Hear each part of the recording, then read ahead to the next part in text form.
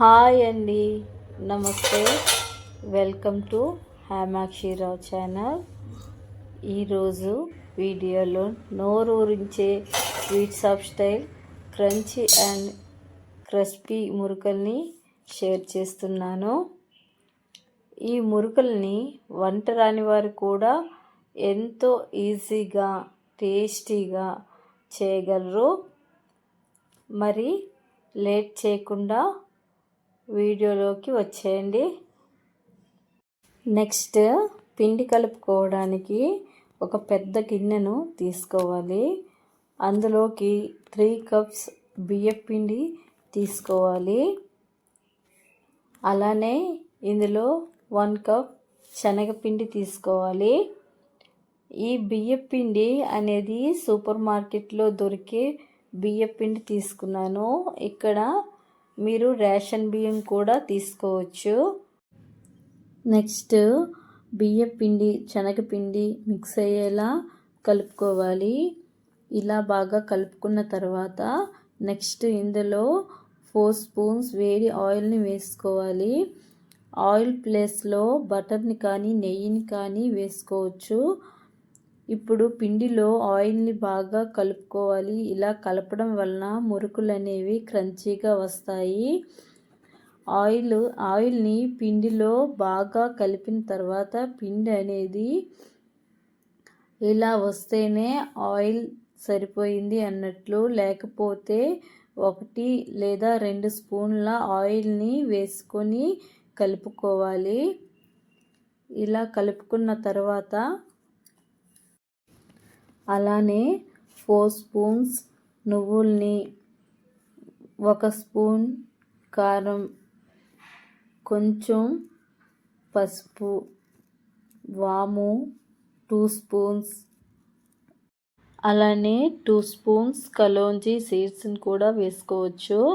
ఇది ఆప్షనల్. కలోంజీ సీడ్స్ని onion seeds అని కూడా అంటారు. అలానే రుచికి సరిపడా ఉప్పుని వేసుకొని మొత్తం కలిసేలా కలుపుకోవాలి. మొత్తం కలిపాక ఈ స్టేజ్లో కొంచెం టేస్ట్ చేసి ఉప్పు సరిపోయిందో లేదో చూసుకోవాలి. ఇక్కడ ఉప్పు కొంచెం తగ్గింది, నేను వేసుకున్నాను. ఇలా వేసాక ఒకసారి బాగా కలుపుకోవాలి. ఇలా కలిపాక వేడి వేడి నీళ్ళు తీసుకొని మిక్స్ చేసుకోవాలి. నీళ్ళు అనేవి కొంచెం కొంచెంగా వేస్తూ కలుపుకోవాలి. ఇలా వేడి నీళ్ళు వేయడం వల్ల మురుకులు క్రిస్పీగా వస్తాయి. ఇలా వేడి నీళ్ళు వేసిన తర్వాత బాగా కలుపుకోవాలి.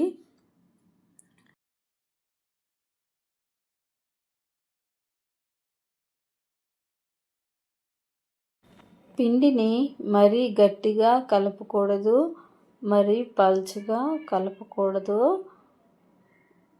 ఇలా కొంచెం కొంచెంగా వాటర్ వేసుకుంటూ కలుపుకోవాలి. ఇలా పిండిని ఎంత బాగా కలుపుకుంటే అంత బాగా మురుకులు అనేవి వస్తాయి.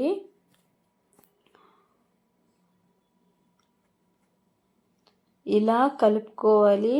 ఇలా కలిపి పక్కన పెట్టుకోవాలి. నెక్స్ట్ మురుకుల గొట్టాన్ని తీసుకొని ఈ మురుకుల గొట్టంలోకి నేను ఈ షేప్ని తీసుకున్నాను. ఇలా ఈ షేప్ని తీసుకున్నాక ఈ మురుకుల గొట్టంలోకి ఆయిల్ని స్ప్రెడ్ చేయాలి. ఇలా ఆయిల్ని స్ప్రెడ్ చేశాక కొంచెం పిండి ముద్దను తీసుకొని దాన్ని రౌండ్గా చేసుకొని అది మిషన్లో తీసుకోవాలి. ఇలా తీసుకున్నాక మురుకులు తయారు చేసుకునే ముందు డీప్ ఫ్రైకి సరిపడా ఆయిల్ని తీసుకొని బాగా వేడి చేసుకోవాలి. ఆయిల్ వేడయ్యేలోగా మురుకుల్ని తయారు చేసుకుందాం. మురుకులు వేగంగా తయారు చేసుకోవాలి అంటే ఒక కవర్ని తీసుకొని దీనిపైన మురుకులు మంచి షేప్ వచ్చేలా రౌండ్గా చేసుకోవాలి. ఇలా మొత్తం మురుకులు చేసుకున్న తర్వాత దీన్ని డైరెక్ట్గా ఆయిల్లో కూడా వేసి వేయించవచ్చు. కానీ ఇలా చేసుకోవడం వలన వేగంగా అయిపోతాయి.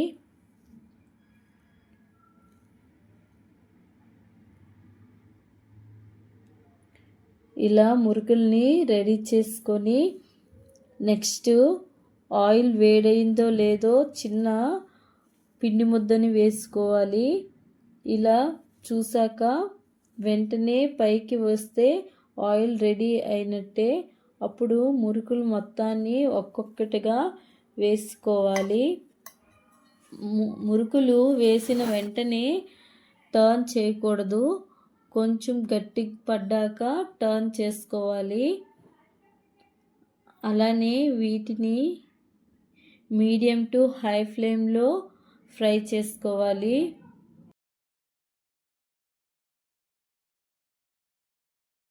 ఇవి ఎప్పుడైతే నురగ రావడం ఆగిపోతాయో అప్పుడు ఇవి రెడీ అయినట్లేని.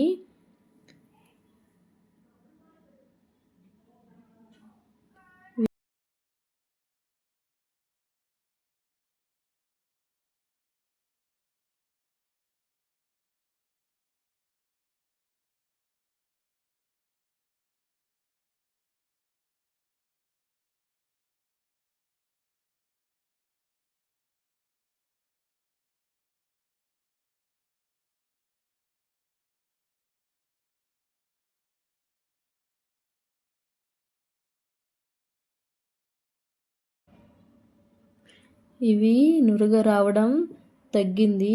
ఇవి రెడీ అయినట్లే. ఇలా ఒకసారి టర్న్ చేసుకుంటూ మొత్తం ఫ్రై చేసుకున్నాక ఇవి తీసుకోవడమే.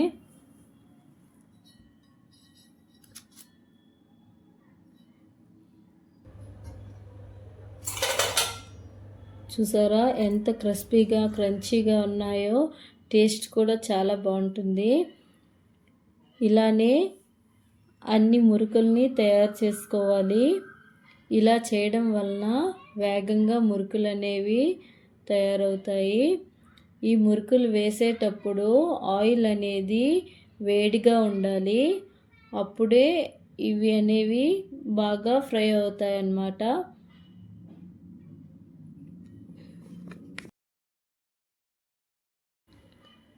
ఇలా ఆయిల్లో మనం మురుకులు వేసేటప్పుడు వెంటనే పైకి వచ్చేటట్టు ఉండాలి.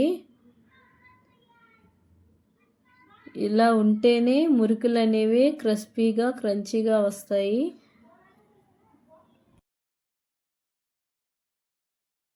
ఇలా అన్ని మురుకులు తయారు చేసుకోవాలి. ఇలా ఈ కొలతలతో ఎన్ని కేజీలైనా ఈజీగా టేస్టీగా క్రంచీగా చేసుకోవచ్చు.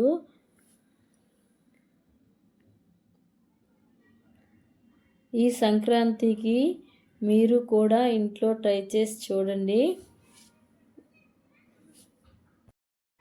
మీరు ఈ ఛానల్ని ఫస్ట్ టైం చూసినట్లయితే please like, share and subscribe. Me family and ఫ్రెండ్స్కి కూడా షేర్ చేయండి.